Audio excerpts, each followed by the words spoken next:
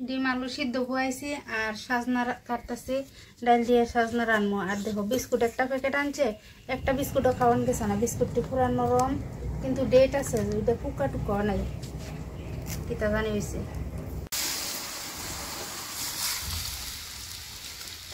ডাইল হয়ে গেছে, সম্বার দিয়ে লাগছি। আর এদিকে আলু ডিম দেখো রাখছি। আর এদিকে মরিচ ডাটা ফেলাইতেছি। আজকে তো আবার দোকানে রান্না আছে, দোকানে বলতে মেলাতে লিয়ে যাবো আজকে আবার।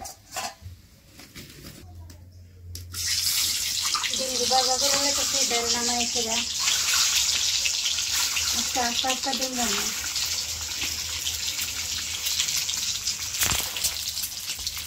ডিম বাজারে থেকে আলু দিয়ে বাজার করে রেখেছি। আলু অর্ধেক অর্ধেক করে দিচ্ছি, আলু দিয়ে বেশি বড় না। ডিম আলু বাজার করে লেগেছি, এখন ধোয়াই দিতেছি।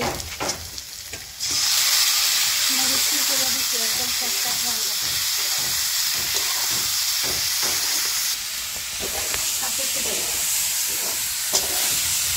কটা নিয়ে এসে ঝোল দিয়ে লাগে।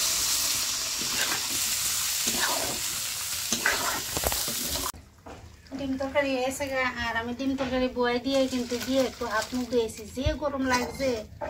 আইয়া ঘর দুয়ারও ঝাড়ু দিয়ে লাইছি, উড়াপ দিতে হইনো জমাই রাখছি। একটু পরে দিয়ে বুয়ামো আবার রান্না।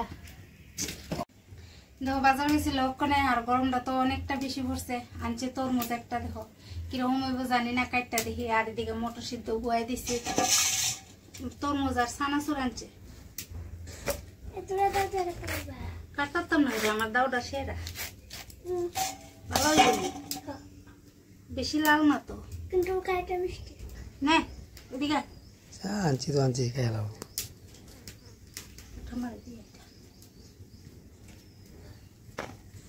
মটর সিদ্ধ এক করে নামাই লেছি, ওইটা নামাই ডেকে রাখছি। আর এক করে বয়েছি, এটা নামাই সেটা মোটামুটি সিদ্ধ হয়ে গেছে এটাও। এরপরে আচার বোয়া মতন দাদা ভাই যেতেছে দোকানে, আবার পরে বানাই টানে সেটা পরে দেখাম। মরিচ টরিচ কুড়াই রাখছি লেগে, আচারের লেগে। বিস্কুটটি দিয়ে দিলাইতেছি, দিয়ে তো খাওয়ান যেত না।